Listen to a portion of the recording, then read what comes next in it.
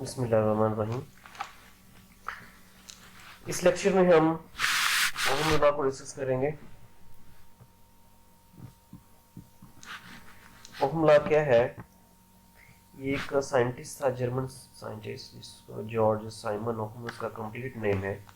इसने ये लॉ पेश किया था, जिसको इस तरह से स्टेट किया जाता है: the current flowing through a conductor is directly proportional to the potential difference across its ends, provided the physical state such as temperature and physical state of the conductor remains constant। तो इस law से एक चीज सबसे पहले जो सामने आती है कि वो किसी भी कंडक्टर के अंदर से फ्लो करने वाला करंट उसके अक्रॉस पोटेंशियल डिफरेंस के डायरेक्टली प्रोपोर्शनल होता है। यानी पोटेंशियल डिफरेंस जरूरी है करंट के लिए। अगर पोटेंशियल डिफरेंस नहीं होगा तो किसी भी वहां पे करंट भी नहीं होगा।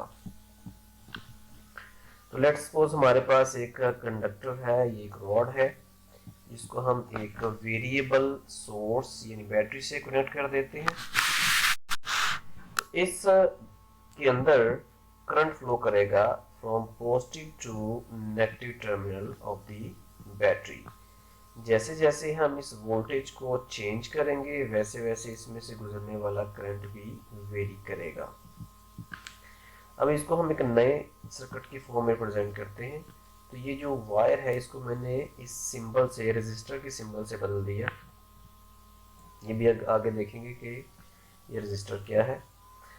तो इस वायर के अंदर से गुजरने वाले करंट को मेजर करने के लिए मैंने सीरीज में एक एमीमीटर लगा दिया और इसके अक्रॉस जो पोटेंशियल डिफरेंस है उसको मेजर करने के लिए इसके अक्रॉस हमने वोल्ट मीटर लगा दिया।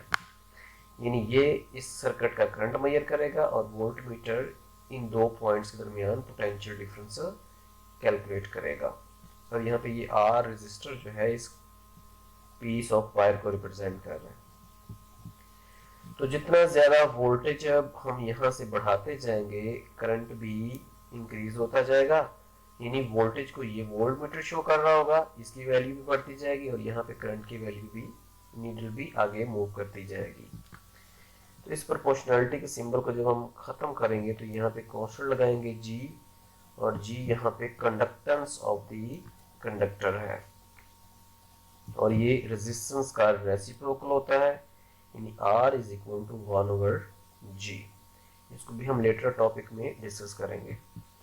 तो V is equal to I is equal to, यहाँ पे ये I आ गया, G की जगह पे R आ गया, 1/R, और V ये वैसे ही आ गया। तो यहाँ से हमारे पास ओहम लॉ की मैथमेटिकल फॉर्म आ गई, V is equal to IR। अब हम इस ओहम लॉ की ग्राफिकल रिप्रेजेंटेशन की तरफ आते हैं। हमने यहाँ पे अलोंग हॉरिजॉन्टल लाइन में वोल्टेज को रखा और वर्टिकल में करंट को। तो जब हम मुख्तलिफ वैल्यूज के लिए करंट ग्राफ ड्रॉ करेंगे, करंट और वोल्टेज की मुख्तलिफ वैल्यूज के, तो हमारे पास एक स्ट्रेट लाइन आएगी। यानी एक ओहम लॉ को ओबे करने वाले कंडक्टर की जो ग्राफ है वो एक स्ट्रेट लाइन होगा और इसकी स्लोप का रेसिप्रोकल इस कंडक्टर की रेजिस्टेंस को रिप्रेजेंट करेगा। तो अब हम देखते हैं रेजिस्टेंस क्या है। तो R is equal to V/I, और रेजिस्टेंस क्या है? The opposition to the flow of electrons यानी current due to collision with atoms in the conductor. इस कंडक्टर के अंदर इलेक्ट्रॉन जब फ्लो मूव करते हैं तो कोलिजन्स का सामना करना पड़ता है, इनको रुकावट बनती है। इसलिए जो करंट के बहाव में, जो फ्लो में रुकावट है, जो अपोजिशन है, उसको हम रेजिस्टेंस कहते हैं। और वोल्ट, ये पोटेंशियल डिफरेंस का यूनिट वोल्ट और करंट का यूनिट एम्पेयर। तो रेजिस्टेंस का यूनिट ओहम में मेजर किया जाता है, जो कि इसी के नाम से है, जॉर्ज साइमन ओहम। अब हम देखते हैं एक ओहम रेजिस्टेंस कितनी है। अगर हम इस कंडक्टर के अक्रॉस 1 वोल्ट का पोटेंशियल डिफरेंस प्रोवाइड करें और उसकी वजह से इसमें 1 एम्पेयर करंट पास हो, तो फिर इस कंडक्टर की रेजिस्टेंस 1 ओहम के बराबर होगी। If a current of 1 ampere passes through a conductor due to potential difference of 1 volt, then resistance of the conductor will be 1 ohm. और इसकी डिपेंडेंस कुछ फैक्टर्स पे होती है, इनमें नेचर ऑफ द कंडक्टर है। अगर हम यहाँ पे मेटल चेंज कर दें या मटेरियल चेंज कर दें तो रेजिस्टेंस भी चेंज हो जाएगी for same piece of metal. Dimensions हैं इसमें, एरिया और लेंथ है। अगर इस कंडक्टर के एरिया या लेंथ में से कोई एक या दोनों चेंज कर दें तो फिर भी इसकी रेजिस्टेंस चेंज हो जाएगी। फिजिकल स्टेट है इसकी, और दूसरे नंबर पे टेम्परेचर ऑफ दी कंडक्टर है। तो इनको हम बारी बारी आगे डिस्कस करेंगे कि किस तरह से ये कंडक्टर इन तमाम पैरामीटर्स पे इनकी रेजिस्टेंस डिपेंड करती है। आगे हमारे पास आता है ohmic and non ohmic conductors. तो सिंपल वर्ड में ओहमिक कंडक्टर्स वो होते हैं जो ओहम लॉ को ओबे करते हैं। Conductor which obey Ohm's law is called ohmic conductor. और इसकी अगर हम वोल्टेज करंट ग्राफ ड्रा करें तो हमारे पास वो एक स्ट्रेट लाइन आएगी। तो इन रियलिटी कोई भी कंडक्टर ओहमिक नहीं है, लेकिन metals at low temperature and low voltage behaves as ohmic conductors.